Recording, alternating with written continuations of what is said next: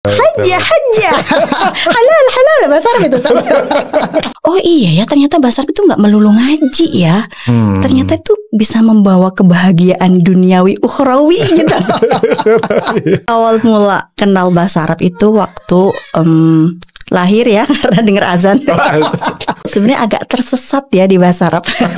Tersesat di jalan yang benar. Lomba debat paling bergengsi tingkat nasional itu MTGMN dan kami juaranya. Oh, juara satunya. Wah, itu mah bukan agak keren. Keren banget sih. COMY pemain baru langsung juara 1 kan. Bilaghatil arabiyyah sata'khudhuka ila ayyi duwal turid. Dengan bahasa Arab bisa membawamu kemana aja. Kemanapun.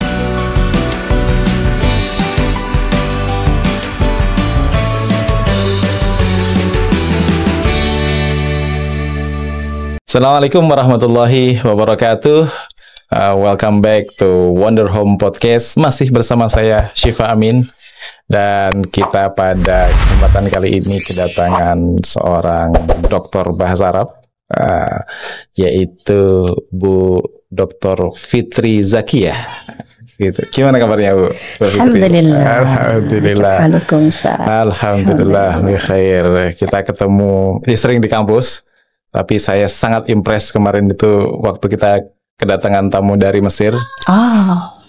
Bu Fitri bisa menerjemahkan baik ke bahasa Indonesia maupun ke dalam bahasa Arab dengan sangat fasih. Sedikit terbata-bata. Oke, kita akan ngobrol-ngobrol tentang dunia bahasa Arab. Sedikit nostalgia juga. Saya dulu sebenarnya S1 kan juga bahasa Arab. Oh gitu. Di mana Ustaz?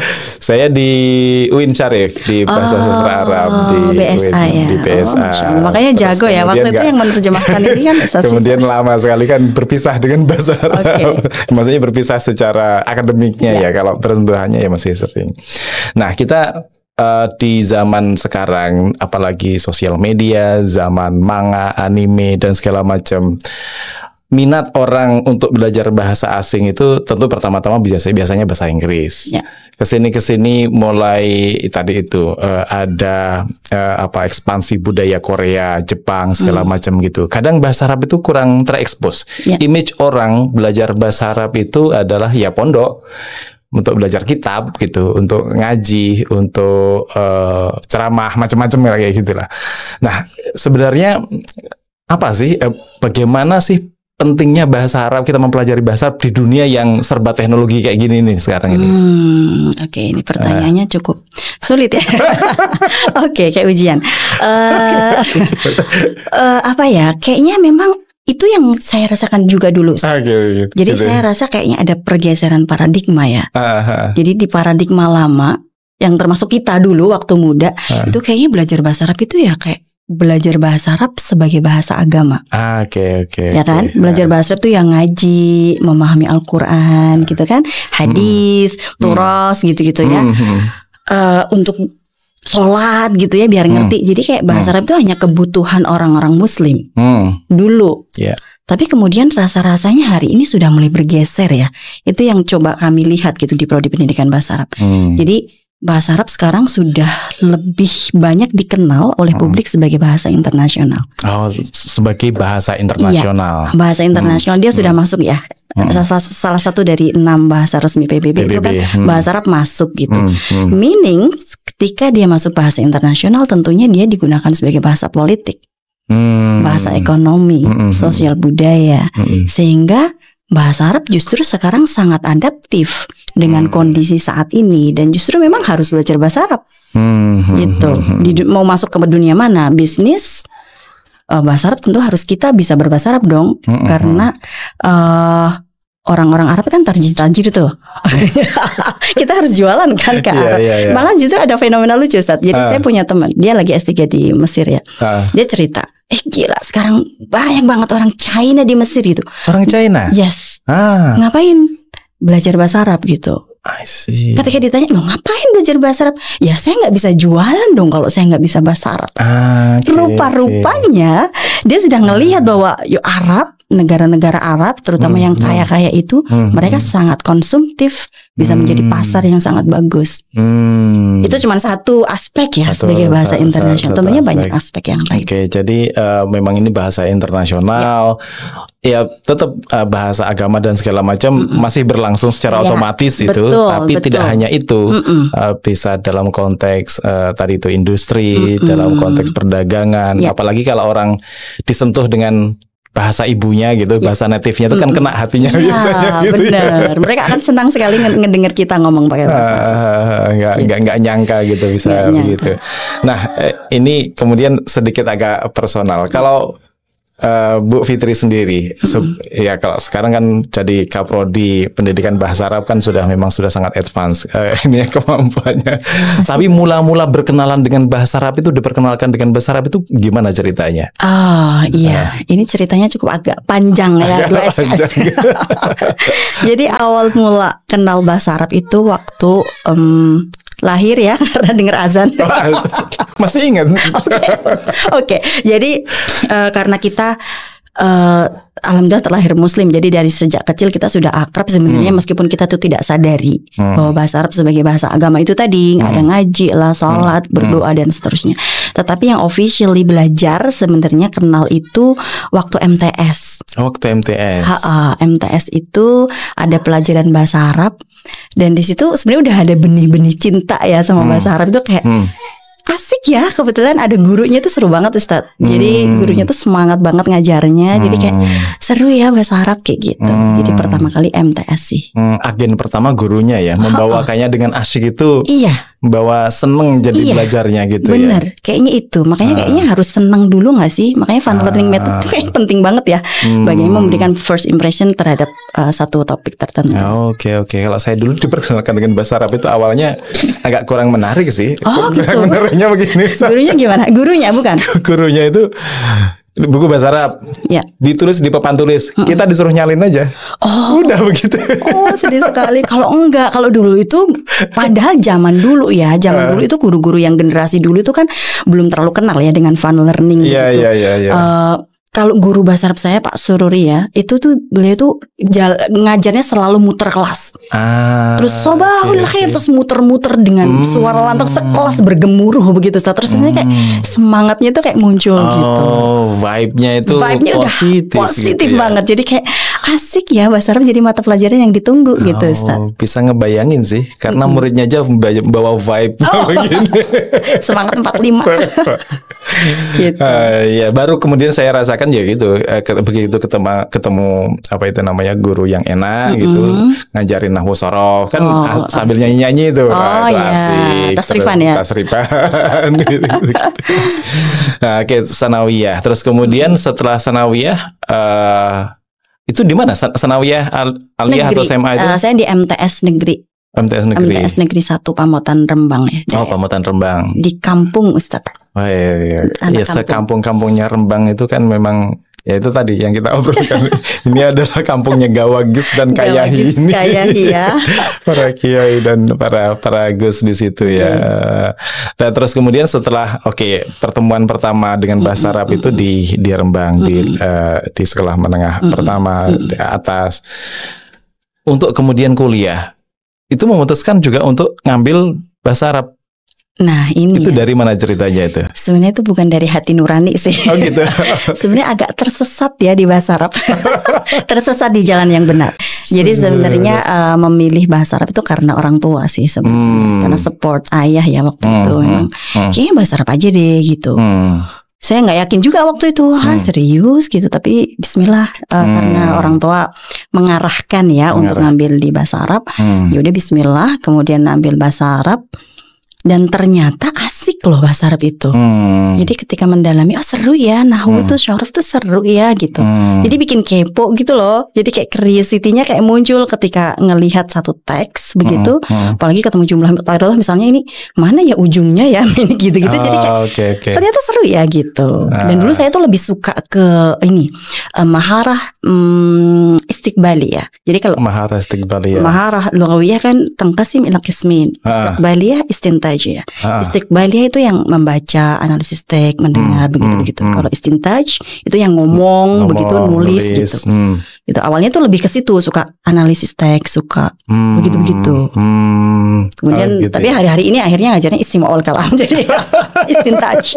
Istintaj, memproduksi apa itu namanya, berbahasa itu ya. Nah, ketemu kalau istilah anak sekarang itu ketemu why-nya, menemukan reasons kenapa menarik bahasa Arab itu kapan, dan misalnya tadi di sisi istiqbaliyahnya itu gimana ceritanya? Jadi waktu S1 itu udah mulai cinta ya, udah mulai kayak bahasa Arab seru ya, sudah mulai seneng gitu. Terus mulai mencintai bahasa Arab, kemudian mulai ngajar, kemudian mulai suka gitu. Terus akhirnya seiring dengan perkembangan zaman, saya pribadi melihat bahwa bahasa Arab ini sebenarnya sangat adaptif begitu. Kita bisa melihat bahasa Arab itu tadi ya, bukan hanya sebagai bahasa agama, which is masih sangat important hari ini, masih harus kita pegang. Tapi dia tuh bisa bersentuhan dengan konteks yang cukup banyak, gitu. Konteks lebih luas. Iya, konteks yang lebih luas gitu. Dia ternyata menjadi justru menarik ketika iya ya, ternyata bahasa Arab itu nggak melulu ngaji ya. Ternyata itu bisa membawa kebahagiaan duniawi ukhrawi gitu. Lebay nggak sih? Jadi kayak gitu, Ustaz. Kalau memperkaya gini, kalau saya lihat kan kemampuan bahasa Arabnya ya dosen-dosen di PBA, Bu Fitri sendiri, meskipun tidak belajar di negeri Arab gitu, tapi muhadatsahnya itu enak sekali. Kemarin ngobrol sama orang Mesir itu gitu. Terus kemudian kemampuan juga bacanya juga bagus. Itu di trainingnya bagaimana itu? Maksudnya di training itu di tempanya, apakah juga sering waktu itu ngobrol sama natif orang yang berbahasa Arab kah, atau interaksinya di mana di tempanya? Iya, kalau saya pribadi ya Ustaz, saya itu mulai confidence itu di awal-awal waktu S1 tuh saya lebih di istiqbaliyah. Karena memang saya tidak punya background seperti antum mungkin ya di Ma'had 6 tahun yang setiap hari bahasa Arab begitu ya, pasti keluar pintar bahasa Arab gitu misalnya.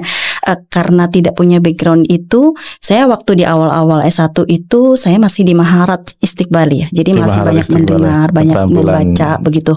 Tapi ketika S2 sebenarnya terasanya saya itu. Karena kebetulan di Malang itu Arabiyahnya bagus banget. Jadi mereka bahasa Arab tuh sudah pokoknya jalan banget, dipakai di proses diskusi, nulis dan segala macam. Sebisanya pokoknya harus bunyi pakai bahasa Arab. Di kelas juga. Di kelas. Dan kebetulan ketemu banyak native di sana.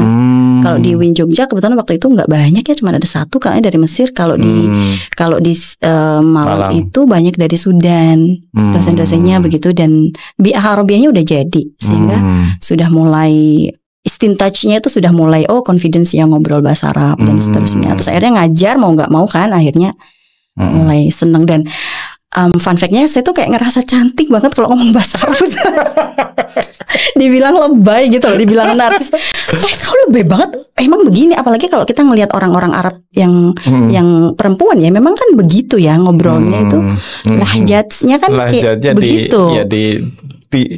Paling tidak dimiripkan dengan lahjat penutur aslinya gitu ya. Benar gitu. Dan saya tuh kayak ngerasa saking cintanya tuh saya kayaknya saya tuh cantik banget ya kalau ngomong bahasa Arab. Wah, gimana itu? Sudah cantik dengan ngomong bahasa Arab begitu kan double jadi cantik. Iya, jadi saking senangnya ya mungkin mencintai gitu ya. I see. Ya kebayang sih ya, apa itu namanya. Memang kenikmatan salah satunya kita bisa menguasai bahasa asing, itu bisa menguasai juga bukan hanya maharoh jumlahnya, tapi juga jiwanya gitu ya. Passion gitu ya.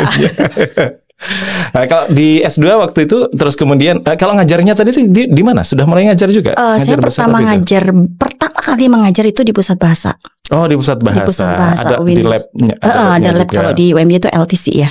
Jadi kalau itu kan masih bisa ya, S1 itu ngajar itu masih bisa. Jadi waktu itu habis munakosyah, kemudian ada open recruitment, instruktur begitu, apply, alhamdulillah ngajar setahun. Di situ terus S2 ya di Malang itu sempat ngajar juga di Pusat Bahasanya UIN Malang. Namanya PKPBA sih kalau di. Oh, I see. Terus kemudian juga nulis tesis kalau di. Ya. Tentang apa kalau waktu itu? Tesisnya itu tentang pengembangan kurikulum Maharah Kalam. Oh, Maharah Kalam. Tentang pengembangan kurikulum itu kepada malah sudah ke level istintajiyah tadi. Ya, betul. Oke. Nah, terus kemudian S3 balik ke Jogja. S3 balik Jogja. Balik S3 ke Jogja dan kemudian kalau S3-nya itu di pasca sarjana atau di pasca? Di pasca. Bukan ya. Jadi kalau S1-nya kan saya PBA ya, pendidikan bahasa Arab. S2-nya juga pendidikan bahasa Arab. Tapi kalau S3-nya itu ADIA. Jadi Adirasa Islamiyah wal Arabiyah. Oh, ADIA. Ya. Adirasa Islamiyah wal Arabiyah. Kebetulan di pasca itu punya international class, itu termasuk yang international class. Oh, international class. Tapi bahasa Arab. Filogha Arabiyah. Jadi ada ITMS, Filogha Inggrisiyah, kemudian ADIA, Filoghatil Arabiyah. Jadi saya masuk yang ADIA. Oke. Ada juga alumni S2 di UMY sini yang ambil S3 di sana, orang Libya.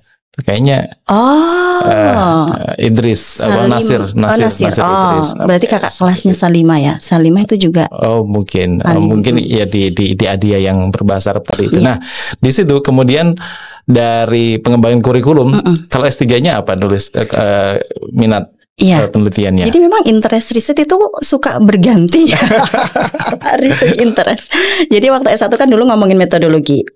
Saya metode diskusi dalam pembelajaran alfiyah dulu waktu S1. S2-nya saya Alfiyah. Dalam pembelajaran alfiyah. Jadi waktu itu memang menarik, saya melihat bahwa alfiyah itu biasanya diajarkan kan dengan sorogan, hafalan gitu. Hafalan nazamnya tuh. Nah, ada satu muassasah di Lukmaniyah itu alfiyahnya itu pakai metodenya diskusi dalam pembelajaran alfiyah itu. Jadi itu saya tulis di S1. S2-nya tentang pengembangan kurikulum ya. Ya masih lah metode kan part of kurikulum ya, masih agak nyambung. S3-nya agak-agak bergeser sedikit nih. Karena waktu itu kebetulan di Pusat Bahasa itu saya ngajar mahasiswa tunanetra. Tunanetra.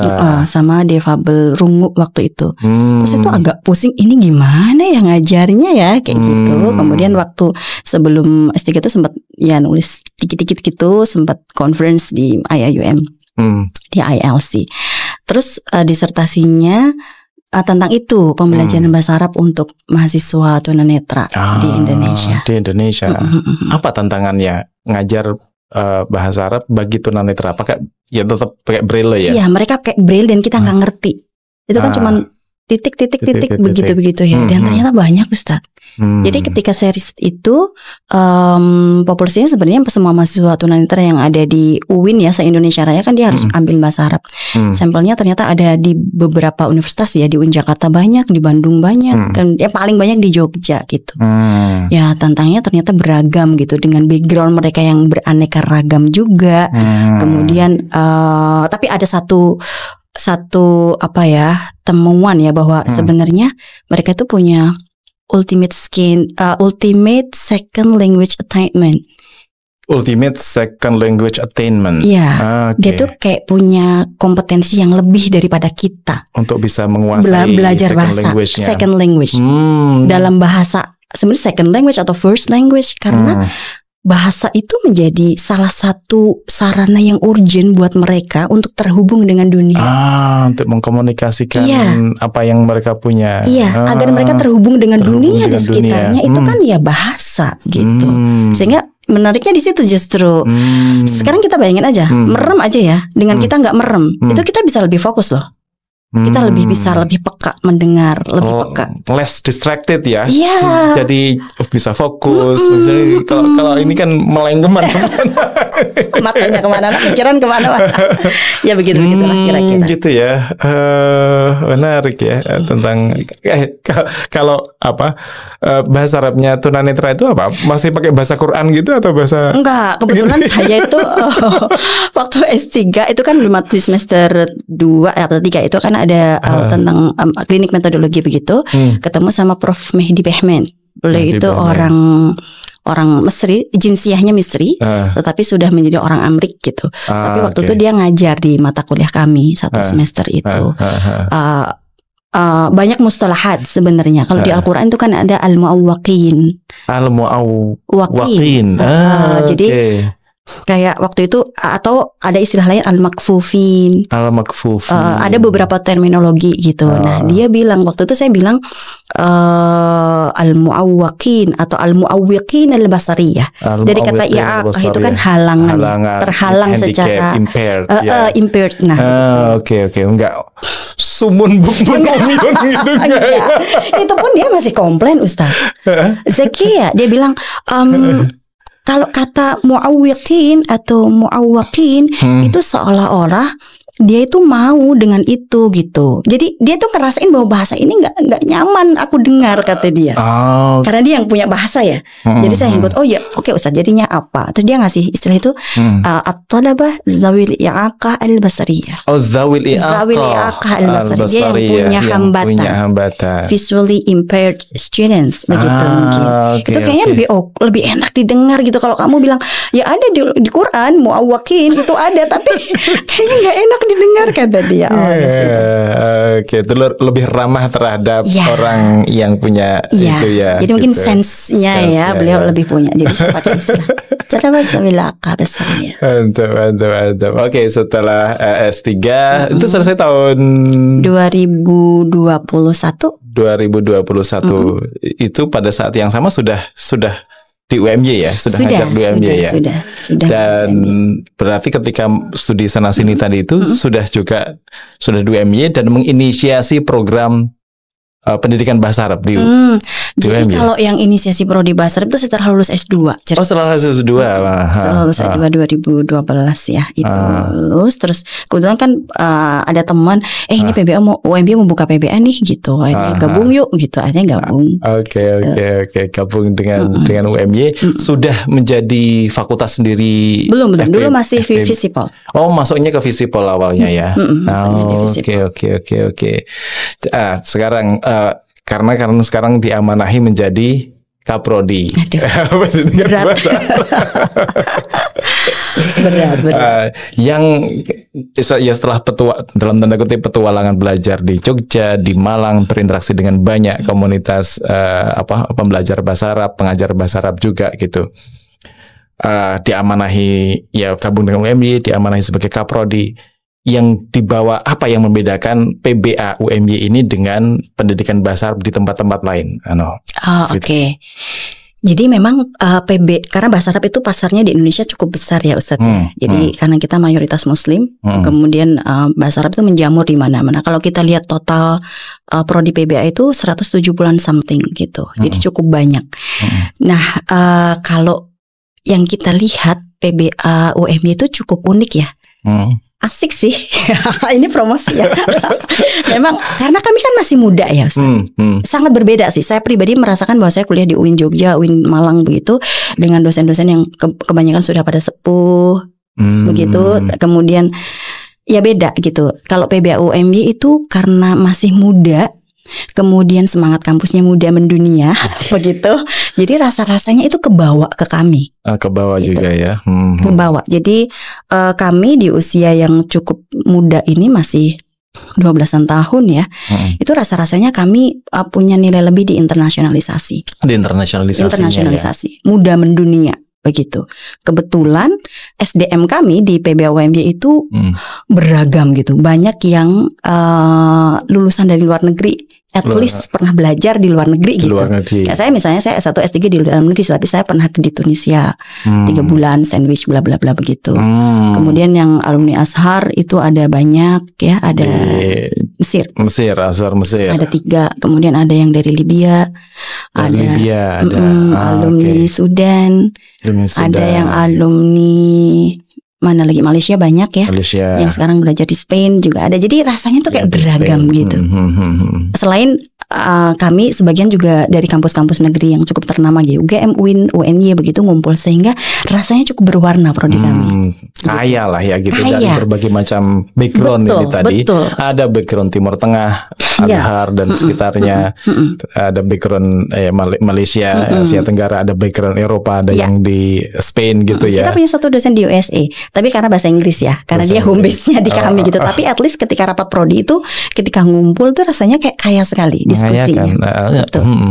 Iya, experience dari berbagai macam. Karena gini, kalau kebetulan saya pernah belajar juga di Amerika, orang mulai belajar bahasa Arab di tingkat katakan S2, dia harus menguasai bahasa Arab gitu. Mereka juga di training bahasa Arab dulu, dan ada pertemuan mingguan atau harian gitu untuk praktek bahasa Arab, dan lumayan cepat juga mereka itu belajarnya. Artinya kan mereka tidak terlahir dari yang kayak kita tadi tuh, belajar bahasa Arab dan segala macamnya gitu, atau terekspos lah dengan bahasa Arab. Mereka mulai terekspos itu ya S2 itu. Tapi dengan semangat yang ya luar biasa, konsistensi. Kalau sana kan orangnya serius dengan satu hal itu, totalitas. Pokoknya gitu. Sekali nyemplung langsung basah. Langsung basah gitu. Cepet itu bisa baca kitab kuning, bisa conversation. Saya juga mesti dengan orang-orang begitu. Pengalaman kayak gitu kan bisa juga mengayakan ini tadi ya. Betul. Jadi prodi kami cukup kaya, dan alhamdulillah ya kami itu lahir di UMY itu yang muda mendunia begitu. Itu kan memang vibe itu dirasakan di semua prodi saya rasa. Sehingga kami tuh unggul di internasionalisasi, kalau kita boleh bilang unggul gitu. Jadi kita punya ada kegiatan yang memberikan exposure ke mahasiswa tentang internasionalisasi, itu diantaranya KKL internasional. Oh, ada KKN internasional. KKL. Itu kayak gimana tuh konsepnya itu? KKL internasional itu kuliah kerja lapangan begitu, which is itu compulsory, dia wajib untuk semua mahasiswa. Dia kegiatannya bisa mini conference, pertukaran budaya gitu.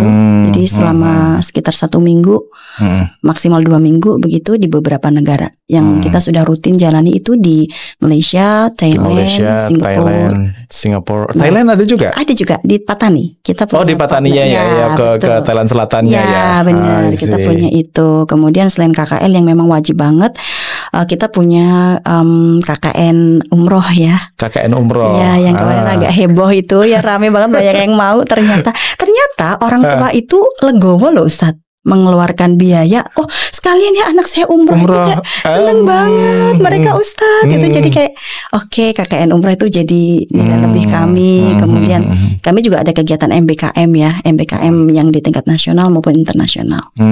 Sudah ada beberapa yang udah dijalin sih sama beberapa negara. Kita di Turki kemarin, sama di Saudi di Sekolah Indonesia Jeddah.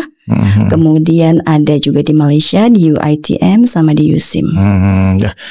Itu peluang, kesempatan dan pengalaman mahal itu buat mahasiswa. Ya, mahal artinya ya pengalaman, just being there di sana, berinteraksi dengan orang luar gitu maksudnya, mempraktekkan bahasa Arabnya, itu ya kekayaan lah, itu lebih dari sekedar ilmu gitu kan. Benar, dan peminatnya banyak juga itu Ustaz. Ya, itu kan nggak wajib ya, kalau MBKM kan pilihan aja, tapi ternyata banyak juga.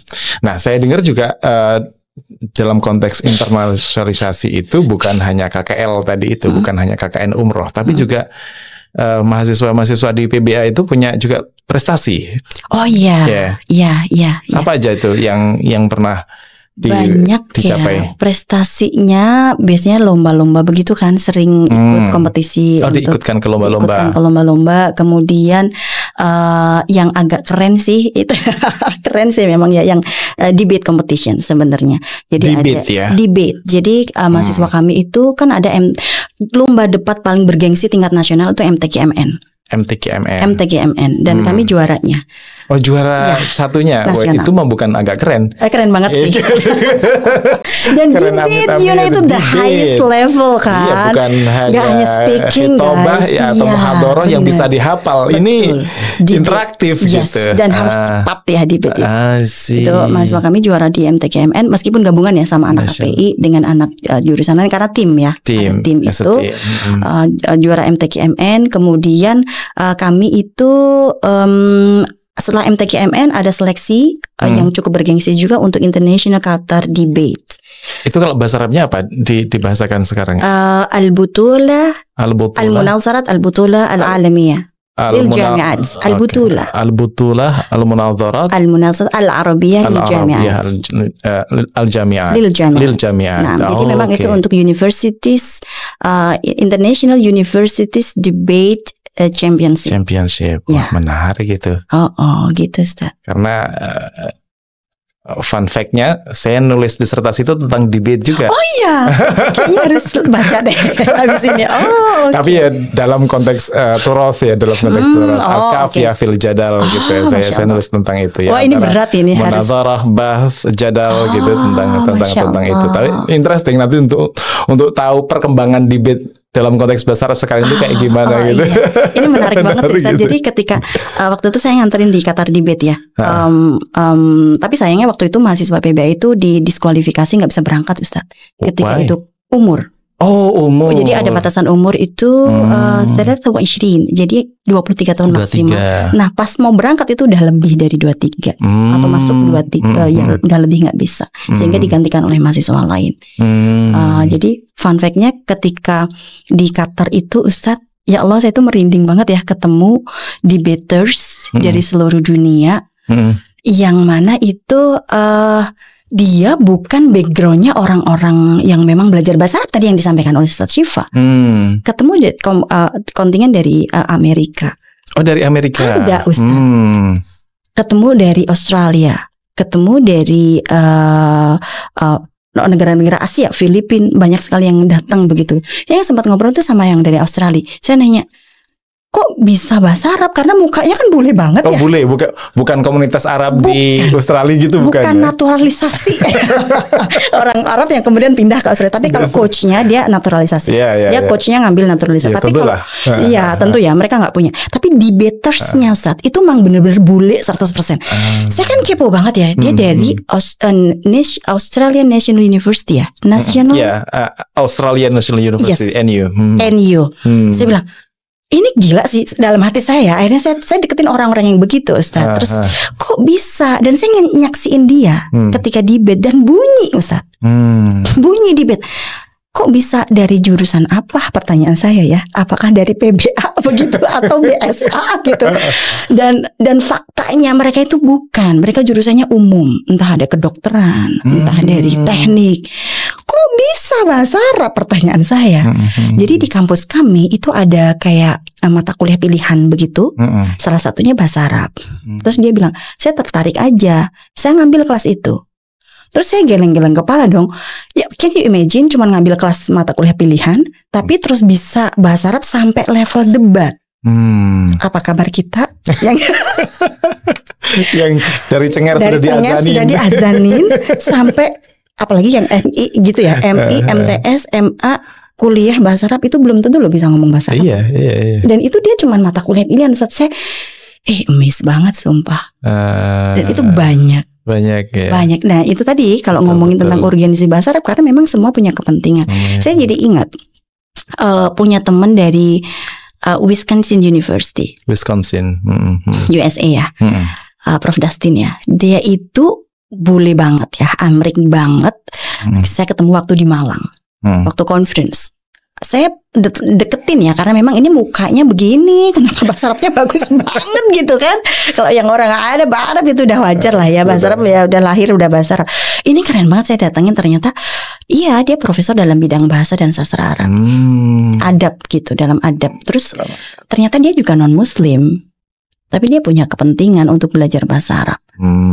Gitu kan. Jadi kalau di luar sana memang ya bahasa Arab itu seksi sebenarnya, menarik. Pelajari oleh siapa saja dengan berbagai macam background, kepentingan dan macam-macamnya. Kadang just for the sake of love of the language itself gitu, hanya karena suka saja gitu, karena begitu juga tanpa harus reason dan interest macam-macam gitu. Betul. Nggak muluk-muluk punya tujuan daki-daki gitu ya. Betul. Karena macam-macam pintu masuknya, kadang dari musiknya, dari budayanya, dari macam-macamnya gitu. Karena menarik. Gitu ya, internasional artinya core internasionalisasinya tadi itu sudah di PBA jalan ya. Alhamdulillah. Alhamdulillah. Dan tadi itu kalau di debat di Qatar tadi itu dapat juara juga nggak? Enggak. Kebetulan karena kan tim kami itu kan akhirnya gagal masuk yang dari PBA ya. Akhirnya kan dari ini akhirnya kami agak berat ya. Kami nggak masuk di nggak dapat apa-apa. Tapi nggak masalah, itu first step yang membukakan pintu masuk. Dan itu perdana banget di UMY. Sampai dibilangin kalau Qatar Debate itu kan sebenarnya udah mainan agak lama ya. Yang agak lama itu UAE. Di UAE itu Ustadz Aziz itu beliau tuh yang biangnya lah. Dia dulu debaters, dulu dia pernah jadi coach. Kemudian di UAE kan punya El Markazi ya, kalau nggak salah itu dia punya komunitas yang sudah jadi itu. Tapi kalau di UMY itu kan masih baru. Kami waktu pertama masuk tuh saya diledekin, cie UMY pemain baru langsung juara 1 kan. Yang selection for Qatar Debate itu, yang national selection for Qatar Debate itu kita juara 1 banget Ustaz. Gitu. Itu gila ya UMY pemain baru juara 1 gitu. Siapa dulu dong coachnya? Enggak, karena mereka udah emang jago sih. Debatersnya emang keren sih. Oke. Gitu. Dahsyat. Jadi alhamdulillah sih itu menjadi nilai lebih ya di prodi kami bahwa memang internasionalisasinya alhamdulillah jalan itu kayak satu sinergi gitu loh Ustaz. Jadi karena kami di kampus UMY yang support habis-habisan untuk internasionalisasi karena jargon kita mudah mendunia, kemudian sistemik ya dari SDM-nya kami di support dengan SDM yang cukup oke. Dan dari mahasiswa juga alhamdulillah dampingi dan inputnya juga bagus, kombinasi itu jadilah gitu. Jadi alhamdulillah. Dahsyat. Kalau misalnya saya adalah orang tua siswa gitu, calon siswa, anak saya SMA kelas 2 sekarang, nanti kelas 3. Kalau saya tanya anak saya itu mau apa? Belum tahu, nggak tahu minatnya bakatnya kayak gimana. Kalau dikasih alternatif sini nggak mau sini nggak mau gitu. Tapi kalau suruh milih sendiri nggak tahu juga mau milih apa gitu nanti kuliah. Nah, kira-kira yang bisa meyakinkan saya reasons kalau misalnya dia mendalami bahasa Arab karena kebetulan di pesantren gitu. Kenapa saya harus mengirim ke PBA UMY ketika tidak ke tempat lain gitu? Harus banget gak sih ke PBA UMY? Ya, saya rasa PBA UMY pilihan yang tepat ya untuk para mahasiswa, apalagi yang sudah punya passion di bahasa Arab. Karena memang PBA UMY sudah punya sistem yang sangat baik, begitu, yang bisa memberikan exposure, pengalaman yang berharga. Itu yang mahal sih sebenarnya, yang mahal banget. Dan saya ingat ya satu nasihat dari guru saya bahwa bil-lughatil arabiyyah sata'khudhuka ila ayyi duwal turid. Dengan bahasa Arab bisa membawamu kemanapun, kemanapun. Dan saya kayaknya buktiin itu deh Ustaz. Jadi karena kayaknya bahasa Arab itu kan Arab ya, pasti ke Arab, nanti ke Mesir lah yang sedang agak kisruh misalnya. Begitu, atau ke negara-negara Arab, atau umroh, haji begitu. Nggak cuman itu ternyata, tapi memang membuka peluang kemana-mana. Buktinya ketika tadi di Qatar Debate ya, ketemu dengan orang beragam. Dan saya sendiri dengan teman-teman kemarin juga ada beberapa kesempatan untuk penelitian dan pengabdian di luar negeri gitu. Saya ke Australia Ustaz 2 kali, ke Mac. Untuk apa? Li'ajlil lughal arabiyyah, mengajar bahasa Arab. Oh, mengajar bahasa Arab. Jadi di sana ada Muhammadiyah Australia College. Itu sangat butuh kita. Butuh kita yang bisa bahasa Arab dan bahasa Inggris. Jadi di pengabdian itu kami mengajar bahasa Arab. Merindingnya tuh begini, ya Allah, berkahnya Mbah Ahmad Dahlan ya sampai segini, karena di tengah-tengah kaum minoritas yang sangat susah untuk belajar agama, Muhammadiyah hadir di sana. Kemudian kita mengajari bahasa, dan nggak ada mata pelajaran bahasa Arab, cuman additional. Mereka mendatangkan dari luar, ada dari Mesir atau dari mana begitu. Ngajarin anak-anak bule yang mereka seneng banget diajarin bahasa Arab, itu rasanya kayak ya Allah, happy banget Ustadz. Itu bener-bener kerasa gitu. Jadi kami 2 kali ke Mac. Ke Mac itu. Kemudian lagi ke Jepang. Kita kemarin diajakin ke Jepang juga. Ada Toyota Islamic Center. Jadi ada kayak community gitu. Sama case-nya bahwa Muslim minoritas, kemudian haus ya tentang ilmu agama bahasa Arab, kita hadir di situ ngajarin bahasa, dan mereka seneng banget Ustaz. Nggak cuman anak-anaknya, mbak-mbaknya, bapak-bapaknya seneng banget dengan kehadiran kita. Gitu. Padahal bahasa Arab ya kayaknya yang cuman bahasa Arab gitu, tapi bisa membawa kita kemana-mana. Bisa membawa kemana-mana, terkoneksi dengan orang dari berbagai macam latar belakang negara macam-macam. Gitu ya, dahsyat ya. Atau gini misalnya, kalau ada orang bilang begini, kalau cuma belajar bahasa dalam tanda kutip cuma ya, kadang kan kita sekarang di era teknologi AI dan segala macam itu juga ada tantangan baru, namanya ya misalnya aplikasi-aplikasi lah, Duolingo dan segala macam. Kenapa belajar secara let's say otodidak melalui aplikasi-aplikasi kayak gitu tuh nggak cukup? Ya, tidak pernah cukup ya menurut saya. Cukup, jadi kalau menuntut ilmu tuh harus ada gurunya nggak sih? Ada gurunya. Dan harus trust.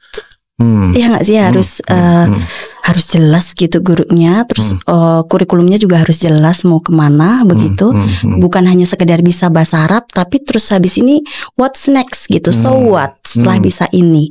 Nah kalau di PBA UMY itu sebenarnya kita sudah berusaha mendesain kurikulum yang cukup adaptif ya Ustadz. Jadi melihat situasi dan kondisi saat ini. Jadi bahasa Arab itu menjadi asik. Tidak hanya belajar bahasa Arab untuk ngaji tadi ya, tetapi asik. Karena bahasa Arab hari ini sudah bersentuhan dengan berbagai konteks. Oke. Contoh misalnya di PBA itu ada mata kuliah Al-Arabiyah Lis-Siyahah. Al-Arabiyah Lis-Siyahah, Arabic for Tourism. Ya, itu salah satu interest riset saya yang beberapa hari ini sedang saya lakukan. Asik itu jalan-jalan. Iya, dan fun fact-nya adalah waktu itu kami ke Bali, Ustaz. Saya ke Bali, ada teman kebetulan dia tour guide juga ke Bali. Di sana fun fact-nya adalah ribuan wisatawan mancanegara dari Timur Tengah. Mereka kan duitnya banyak ya Ustaz, suka jalan-jalan. Ke Bali tuh ribuan setiap tahun. Dan fun fact-nya adalah tour guide yang officially tour guide di Bali itu cuma satu. Officially tour guide untuk bahasa Arab. Cuman satu. Berarti bisa ngelihat nggak peluangnya segede apa? Peluang besar pada saat yang sama. Banget sebenarnya. Dan tour guide itu kan asik ya, jalan-jalan, tipsnya gede begitu. Artinya bagi orang-orang yang suka di dunia itu, kita punya wadah di situ. Ada mata kuliah Al-Arabiyah Lis-Siyahah, Arabic for Tourism. Saya ajak mahasiswa kebetulan waktu itu untuk kegiatan pengabdian dan penelitian. Kemudian ada lagi mata kuliah yang kita tawarkan itu Al-Arabiyah Lil-Hujjaj.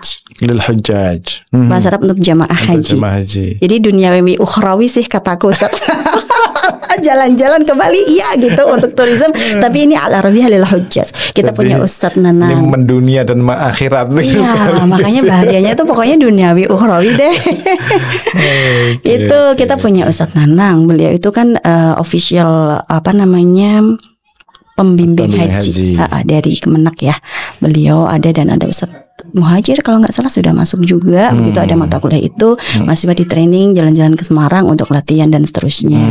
Begitu ada Arabic for Business, kita juga punya. For business. Ya, juga. For professional communication gitu ada gitu. Jadi artinya kami di PBA itu mendesain kurikulum yang cukup adaptif, menjawab tuntutan zaman hari ini gitu. Jadi bahasa Arab bisa apa? Ngaji, jadi khotib, enggak itu doang gitu. Which is itu juga masih important ya. Pastilah pasti gitu. Otomatis anak PBA pasti kalau khotib ya bisa lah. Gitu. Tapi ada sisi-sisi menarik yang memang bisa menarik minat mahasiswa. Ya, menarik minat mahasiswa dan mereka memang dibekali dengan peralatan yang siap untuk tempur di dunia kekinian lah begitu tadi ya, di industri, di dunia dalam konteks tour guide pun kan sekarang bisnis travel juga di mana-mana gitu, bisa secara entrepreneurship bisa mengembangkan di bidang itu, macam-macam lah ya ternyata. Benar. Ternyata bahasa Arab tidak sempit yang tadi saya bayangkan di awal. Benar. Kebetulan graduate profile kita juga tidak hanya mau mencetak guru bahasa Arab, Ustadz. Jadi kita punya 3. Memang di kurikulum Ya, kita memang sudah arahkan dari awal bahwa mau masuk PBA itu mau jadi guru bahasa Arab aja boleh, karena ada graduate profile. Core kita tetap itu jadi guru bahasa Arab, tapi ada juga graduate profile. Yang kedua itu untuk jadi praktisi. Jadi praktisi di bidang bahasa Arab, nanti bisa jadi tour guide. Itu termasuk kemudian ada mutawif, begitu kan butuh bahasa Arab. Hajjah halal bahasa Arab itu. Betul nggak sih itu? Kemudian ada satu lagi itu wirausahawan. Jadi wirausahawan itu mungkin lebih karena kita entrepreneur university ya, kampus kita menuju ke toward leading entrepreneur university. Kita wirausahawan itu mungkin ya kalau di bidang kita bukan jualan lele ya, tapi lele yang berbahasa Arab. Nah itu, tapi mungkin bisnis begitu. Contohnya misalnya membuka biro travel dan umroh. Dan kami punya alumni yang itu. Alhamdulillah. Alumni yang ada satu yang sudah bergerak di bidang itu. Buka kursusan bahasa Arab itu kan bisnis ya. Oke. Interesting. Makasih sudah berbagi banyak tentang bahasa Arab, tentang kisah perjalanan mencintai bahasa Arab gitu. Oke, kalau tadi kan saya sebagai orang tua, mungkin sebelum kita tutup, appeal kepada calon-calon mahasiswa lah gitu, orang-orang yang tadi masih belum bisa menentukan pilihan kampusnya kah, bidang studinya kita kah gitu, atau apa yang bisa disampaikan oleh Bu Fitria? Oke, untuk teman-teman yang sedang galau di luar sana, yuk gabung ke PBA-UMY. Insya Allah di sini akan ketemu dosen-dosen yang asik, akan ketemu tempat untuk bertumbuh, begitu, untuk mendapatkan masa depan yang cerah, insya Allah duniawi dan ukhrawi. Wah, duniawi dan ukhrawi itu spesial itu, nggak di sembarang tempat itu. Paket komplit, paket komplit, apalagi kaprodinya seasik ini. Aduh. Oke, begitu sekali lagi terima kasih dan selamat menjalankan amanah sebagai kaprodi ini kan masih satu periode. Dan PBA makin jaya, apalagi akreditasinya kan dari A sekarang kami sudah unggul. Alhamdulillah. Selamat untuk itu juga ya. Kemarin baru visitasi dan kemudian sudah keluar dan unggul. Alhamdulillah. Ya, memang nggak ada pilihan lain ya, PBA-UMY lah. Makasih, mudah-mudahan bermanfaat obrolan kita hari ini. Kurang lebihnya mohon maaf. Assalamualaikum warahmatullahi wabarakatuh. Waalaikumsalam warahmatullahi wabarakatuh. Terima kasih.